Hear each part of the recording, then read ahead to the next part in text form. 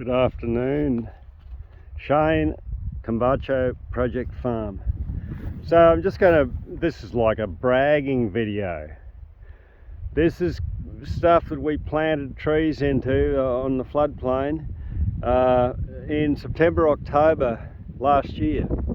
So I just looked back in my records and I started preparing this paddock using the Scott Hall of Centropia accumulation method. So I slashed this paddock and raked it on the 7th of July 2024. We started planting here in September. We planted all of this September, October 2024. So you're looking at a paddock where the preparation, it's only 10 months since we did the prep work or started the prep work, and it's only 8 months since we started the planting. And look, I tell you what, this is a tree hugger's delight, this paddock. We've got pigeon pea and casuarinas seem to be dominating. Here we are on the 8th of June and we still haven't seen a frost. So we got pigeon pea down here, which is frost tender. It's up and flowering.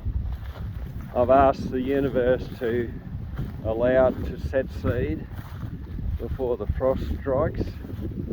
But these rows were done simply by slashing the paddock and hay raking it into mulch lines. So it's those mulch lines we've planted into, and so the mulch line removes the grass competition for long enough to get the trees up and established.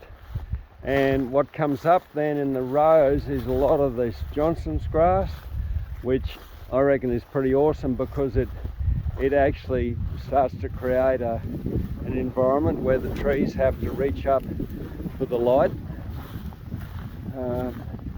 And you know, we planted a mixture of stuff in here, casuarinas, ukes, blah blah blah, a whole lot of seed bombs.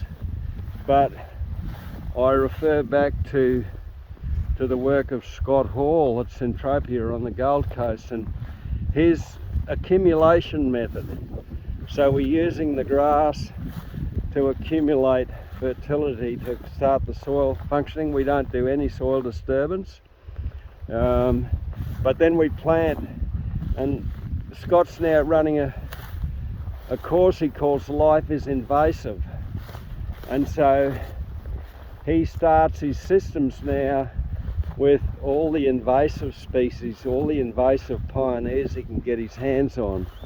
And then he builds the system from there. So when I look at this system, which is 8 months on since we started planting, and see what trees are really kicking it, and the casuarinas are really kicking it, the pigeon pea are kicking it, but a lot of the other stuff we put in here, the ukes and mulberries and blah blah blah, have not done so well. There is a core of them that are still in here, but you know, I look at the casuarinas. All the plantings I've done here over the last 11 years, the casuarinas in this environment are our ultimate pioneer. So they do a number of things. They do fungal activity, they do the small water cycle, they do nitrogen, and they do well in this landscape. So they do silica as well. So they bring in the stuff that this landscape requires right from the get-go. And then, oh, there's quail bouncing out of the ground here, kangaroos bouncing out of the paddock there. But this gives you an idea of the mulch we put down. A lot of that mulch has been digested now, but these trees, the management since planting has been really zero. I just run up and down either side of these rows with a slasher. This is a different soil type we've come into here. This is actually the high bank of the Wide Bay Creek. So this is the most awesome bloody loam soil, and so a lot of fertility in this, and a lot of the lower part as we go back here and back in this area over here was pretty waterlogged while we were planting, and stayed waterlogged right through the summer. So a lot of the things like the pigeon pea seed that we put in, I suspect rotted in the swamp. But you know, look at this here. Talk about a good outcome. You know, I've now got trees established on this floodplain, and I've got alleys in between that I can do what I like in. I can make hay, I can grow crops in between these rows of trees, but I've got enough trees into here now to kick this system into gear and get it going. And from here, it's just a matter of building it. So yeah, there's the outcome. We've got 8 months since we started planting, 10 months since we started the prep in this paddock, and I reckon it's an awesome outcome for a minimal cost. So yeah, just felt like doing a report on that today. The sun's shining, which has been quite unusual for us this year. We're sitting on about double our average annual rainfall for the 12 months rolling. We're sitting at, you know, plus 1300 millimeters. So an ideal time for getting plants established. And we've just started planting in the last 5 weeks. We started planting another 4 hectare paddock, but up off the floodplain, because I was looking at all the Inigo Jones predictions for flooding, and it's time to get off the floodplain, get a little bit higher up where it's not going to be affected by flood. And in the last 5 weeks we've banged in, wow, we had one school here, we put in 240 odd trees, and then we've had another school here and we put in 300 odd trees.